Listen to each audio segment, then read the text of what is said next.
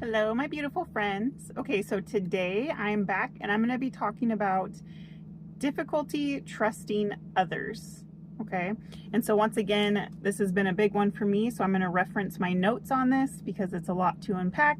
And just a reminder again, I'm not a doctor, I'm not a therapist, and I'm not a counselor or a psychologist, so I have trouble remembering all of it, and it's part of my healing journey. So I'm going to reference my notes as I speak about this.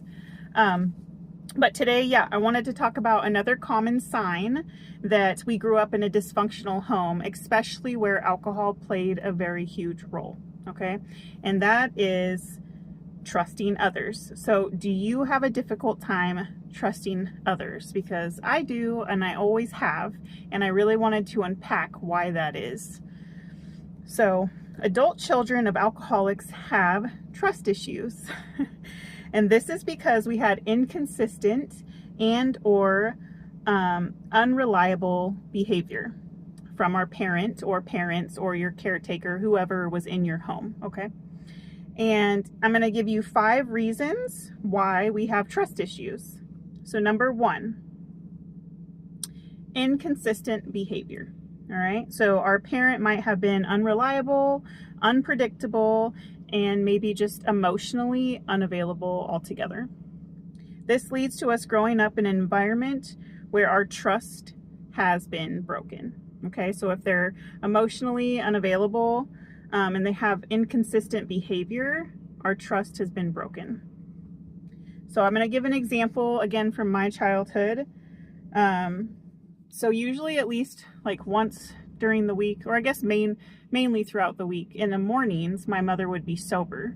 And I just remember that anytime I had a very important event coming up, right, whether it be a softball game or any sort of sport that I did, any game that I wanted her to be at, or if I had, what else did I write down? Oh, even my graduation, this was a big thing. Or just a school concert, any school event, just anything you want your parent at while you're growing up, okay? I would always remind her in the morning while she was sober and be like, okay, remember, this is tonight and I really want you there, so please, please, please. I would just beg her to be sober. And it never failed, no matter what it was. And I laugh when I'm uncomfortable. So, no matter what it was, she would show up and she would be so intoxicated, she would just fall. And I would almost just like want to go bury myself in a hole, to be honest, because everybody knew it was my mom. And it was always the most embarrassing thing ever. And then I would cry because it was like, I asked you, please, just please, for me. 1, this is something really important. And 2, the embarrassment and the shame is just out of this world. But it could never be that.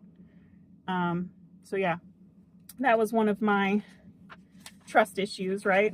And I shouldn't have to beg, but as a kid, I don't know.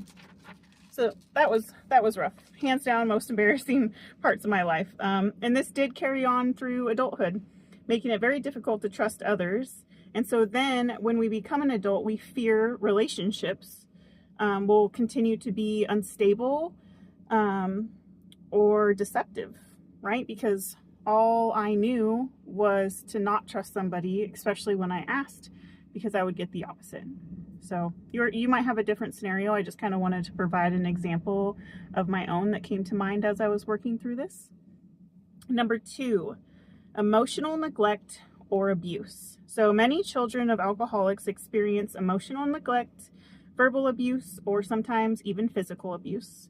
This can create fear that others will neglect or harm us.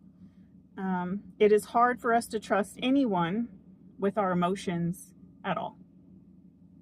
Number 3, fear of abandonment. I touched on this yesterday when I was talking about people pleasing. But with constant chaos in the home, that can leave you feeling, abandoned, unsupported, or even unseen altogether. And that can be physically or emotionally. And my example, so my mother would spend almost all of her time in the garage because she drank heavily, but she also smoked. So she knew if she was out in the garage, she could have her cigarettes. And I just remember so often through my entire childhood, I would always go to the garage and be like, oh, are you going to come in yet? You know, and was either met with no, or just she would, you know, head in her hands already be passed out. Extremely unsafe. And yeah, it was a big fear of abandonment there, right? Like, I just never know why she didn't want to come inside. And I just felt like, how hard was it? I remember too begging her, can you just come play with me? Like being a little kid in tears.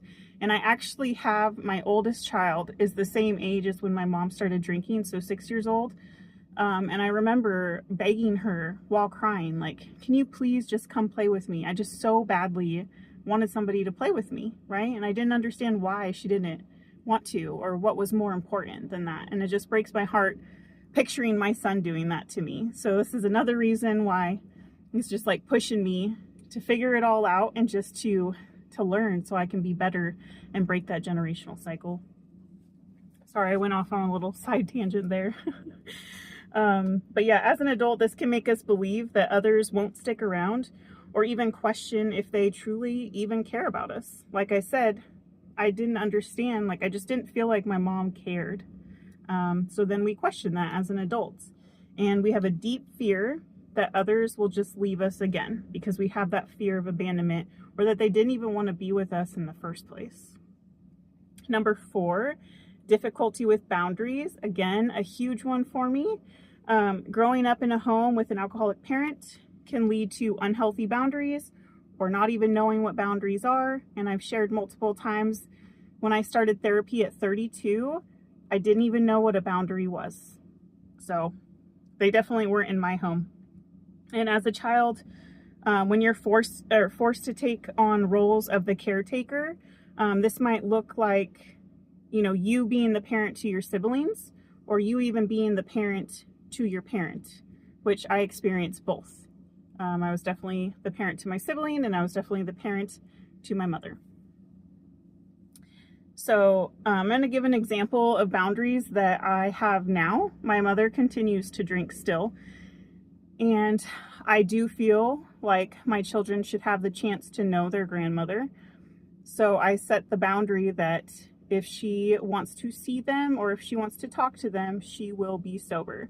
Because there had been times when they were younger that she would try, you know, she would be intoxicated, and I just set that right away. I was like, absolutely not. You know, you did this to me when I was a kid and I had no choice, but these are my kids. And I'm going to tell you, like, if you want to see them, you want to talk to them, you will be sober. You can drink all you want, but not when you want to see or speak to my children. So set those boundaries, especially, you know, if they mean a lot to you, because I was going to be sure about that I'm working so hard on myself that I'm not going to let, you know, that toxic behavior come from somebody else when it was done to me. So anyways, set that boundary and don't feel guilty, right? Listen to your gut and what you want, and be comfortable setting it and making it very clear. Number 5 would be low self-worth or self-esteem. You might struggle with low self-esteem and self-doubt. This is because we often didn't receive the love and attention or affection that we should have as a young child. And this lack of self-worth can make us feel unworthy of healthy, trusting relationships. And guess what? You are worthy. So stop questioning it now. Just know you are worthy, okay? So how do we heal? Therapy or counseling. Okay, so CBT, which is cognitive behavioral therapy, or trauma-focused therapy. These can help you address negative thought patterns and beliefs about your past. And there's mindfulness and self-reflection. So practicing mindfulness exercises like deep breathing, journaling, meditation. Start small. I mean, there's a ton of different things that you can choose from. And I suggest starting small and really finding one that you like and make that a priority. And then you can continue to add on ones that are new that you also like. But when you're first starting, it's hard to set the time, set the time aside. So yeah, just find one that you like and start making it part of your daily routine. And mindfulness can help you stay in the present. So this really helps and allows you to observe your thoughts and feelings without judgment. And I think that's one of the reasons that I've found that I personally love journaling so much, because you can get all of these thoughts and emotions out on a piece of paper, and then you can reread them, right? And you can do that without judgment. And it's just a way to get them out and to see them and do it without judgment. Setting healthy boundaries. So we just kind of briefly touched on this, but identify what you need from relationships and communicate those very clearly, okay? And practice saying no when it's necessary for healthy boundaries, because they will help you feel safe. And I'm going to tell you this as well out of my personal experience. When I started really setting healthy boundaries, not even just with my mom, but with other toxic people in my family, don't be afraid to get a lot of pushback, okay? People are not used to you saying no, and they don't like it, dependent on how toxic they are. Most people will respect that you need those boundaries, especially when you state clearly why. But if you have very toxic people around you and they're not used to you standing up for yourself, be ready for the pushback. And I can touch on those later in a different video, but just be prepared. I mean, people that have been around you all your life are not used to you being strong and standing up for yourself. So just take from that what you will. But again, I just want to remind you, like I did in yesterday's video, that I love to say to myself when it comes to boundaries, saying no to others is saying yes to you. Saying yes to yourself. Saying no to others is saying yes to yourself. And that is so beautiful.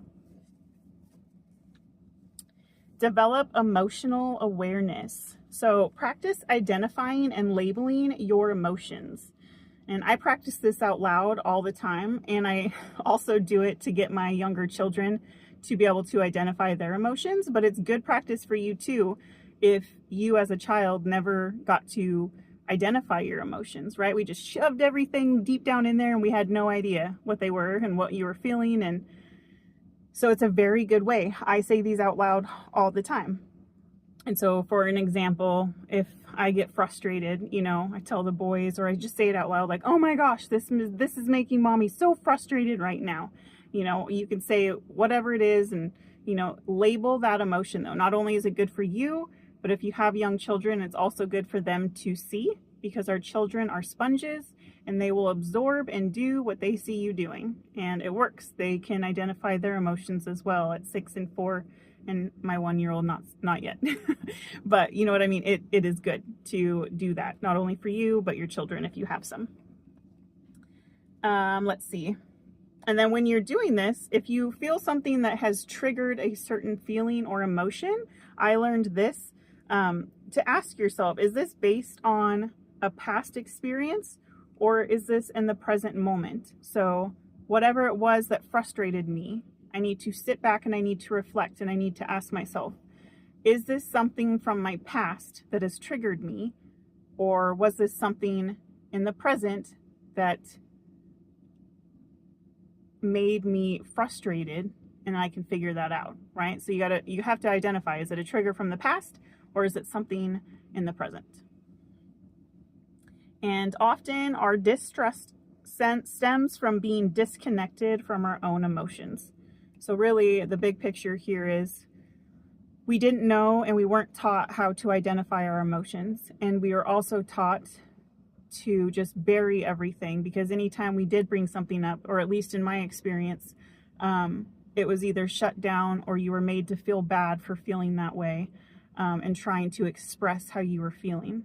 So what happens is you just bottle it all up and you tell yourself as a child, I'm just better off if I don't say how I feel at all. Okay, so you have to practice identifying your emotions. I want you to challenge negative assumptions. Okay, we often carry negative beliefs from the past that everyone is eventually going to hurt us. And this will cloud our ability to trust and challenge these beliefs. Okay, so again, challenge yourself. If you're feeling that way, is this happening because of the past, or is it something that just happened in the present? You really have to sit there and you have to reflect and ask yourself these questions as you're starting to go through this process, so you can figure out, is it a trigger from the past, or is this happening in the present? And forgiveness, yourself and others. And I briefly touched on this in yesterday's video, and I probably will do a video solely on forgiveness because I believe it's so important. But in here, just start with forgiving yourself, okay? For any mistakes or vulnerabilities that you are ashamed of for yourself. So an example for me, I remember for the longest time, I was so hard on myself because, especially in my 20s, I drank so heavily. And I would wake up in the morning and I would be so upset with myself and ashamed. I'm like, oh, you're just like your mother, you know? Or I would do it in situations where I realized I have like social anxiety. So if I was out with people and I wasn't comfortable, because again, I didn't know how to feel safe, I would just drink so I didn't have to know anything that was going on, or I would just numb myself, which is so sad. That breaks my heart. But now I know why. And, you know, I was so mad at myself for the longest time. I'm like, how could you do that? You were so upset that you had a parent that did that, and then you go and do that. But I forgive myself because it was the only coping mechanism that I was taught. I wasn't taught how to identify my emotions. I wasn't taught how to deal with my emotions. And what I was taught was to numb them so I don't feel them. And so I forgave myself. And once you work on forgiving yourself, then work on forgiving others. And that will take some time, but just work on forgiving others as well, if you can.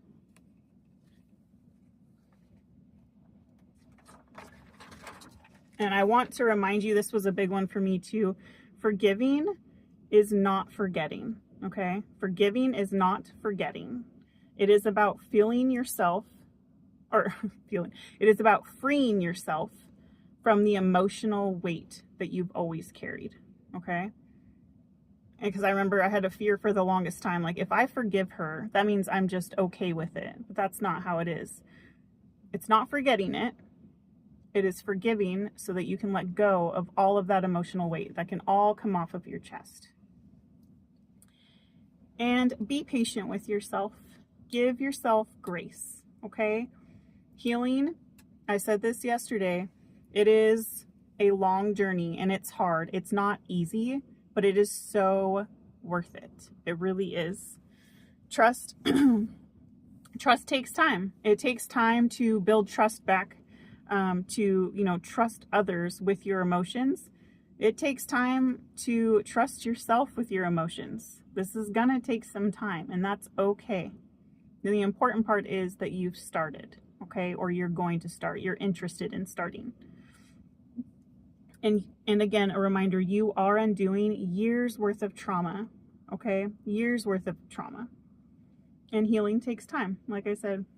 So acknowledge even your smallest wins, okay? And I just want you to know you are brave and you are strong and you are so loved and you can do this. You really can. And I want you to keep growing and keep going, even when it's hard, because it'll be hard, but you can do it, I promise. And I'm sending you so much love and light.